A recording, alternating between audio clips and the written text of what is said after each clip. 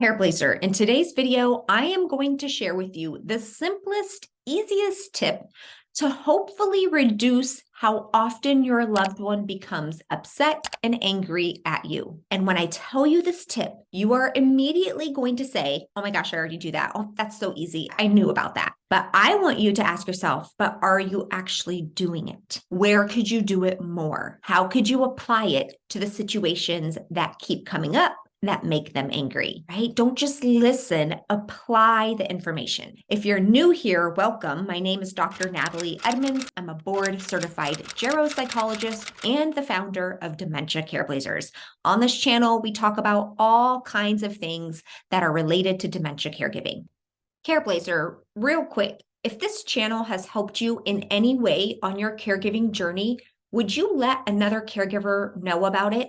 It's the only way this channel grows, which ultimately means that other caregivers out there in the world currently searching for information and help on their caregiving journey will have a better chance of finding this channel. It really means the world. Thank you. Okay, so for this video, what is the one thing you can avoid doing to prevent your loved one from getting upset? Ready for it? Avoid saying no. Nobody really likes to say no, right? Nobody really likes to hear saying no. And so I want you to ask yourself honestly and reflect, are there situations when you are saying no to your loved one? And when you do, how do they respond? Many times they don't respond very well. And we know that when our loved ones with dementia aren't doing well, aren't responding well, or having a hard time, it means naturally it's going to make us have a harder time. So just because you don't say no doesn't mean you say yes. It doesn't mean you just let them do what they want to do. But I want you to become creative in avoiding saying no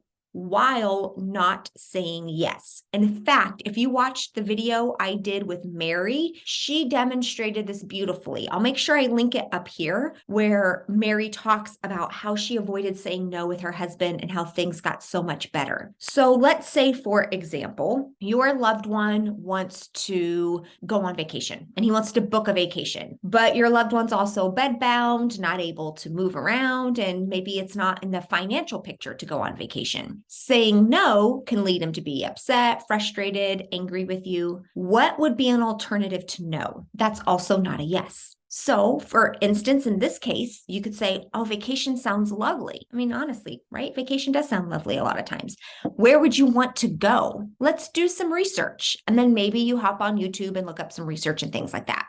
Like, how do you acknowledge what they are saying without booking a ticket and without saying no? That is what I'm encouraging you to think of today. What I would love for you to do is set a timer on your phone for 5 full minutes.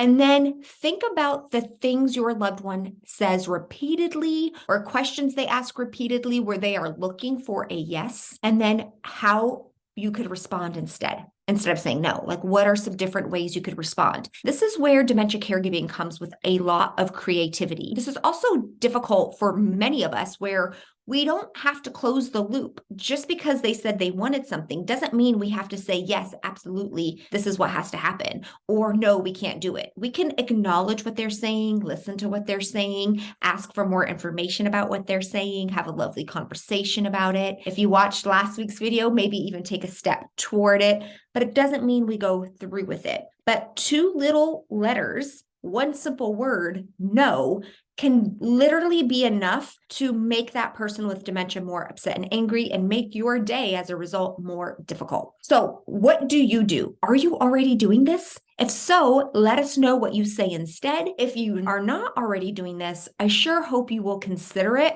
And I hope you will literally set your phone for 5 minutes and come up with different responses of what you can say the next time they ask to go home, to go on vacation, to drive the car, to manage the finances, to do whatever it is they want to do that they are no longer able and safe to do. How can you respond without saying no? That's what I have for you today.